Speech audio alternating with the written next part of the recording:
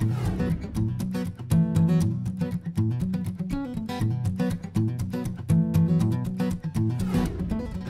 back to the Pro Shop. Grant Dodd and Andrew Marr. Next week, of course, we'll be coming to you from the New South Wales Golf Club for the Australian Open.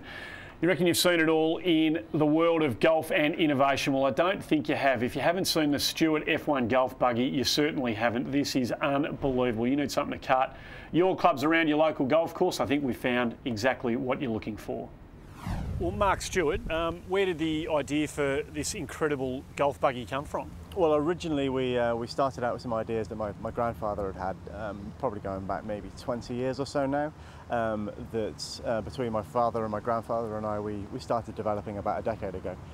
So our very latest generation has come about because we wanted to design a product that was going to be the best, pretty much the best in the world in terms of performance, but also in terms of looks, and also in terms of sort of practicality. So we had lots of customers of ours that wanted to be able to take their Porsche or their Aston Martin to the golf club on a Sunday, not the range.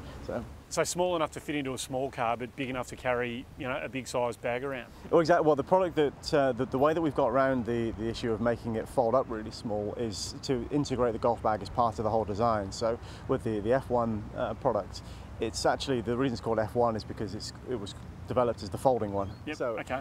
So the chassis folds up in 3 parts, which means that when you unfold the chassis, you take the golf bag, and the golf bag is part of the whole structure. So the handle folds out of the golf bag, and the golf bag supports its own weight. It'll actually support my weight, but it's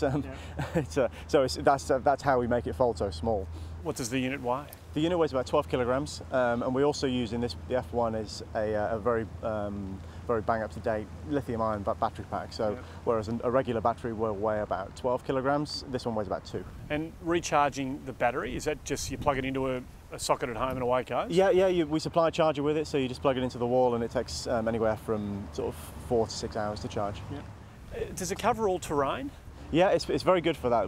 What we always have as a high design priority is performance on the golf course. So we know that most golf courses, it's not Augusta National, it's not Wentworth. Yeah. It's tree roots and it's hills and it's uneven ground. So all of our products are very, very stable and very well planted on it. 30 seconds to unpack it and pack it back up. We saw that, I've seen that on the DVD. Is that, that's fair dinkum? Yeah, well, when we shot the DVD, we specifically shot it all in one frame. So we didn't want there to be any sort of clever camera trickery or clever editing. Yep. So the production company that we use was saying, are you sure you want to frame this long in your video? We're like, we wanted it to look completely honest. Yep. So you can see it from the guy turning up at the golf club to getting it out to walking out and playing golf. It's 30 seconds. And everybody at home's seen it now during this interview, and they all want to know how much it costs. Here in Australia, it's just a shade under $5,500. It's a lot of money for a buggy, isn't it? It is. It's an interesting thing though.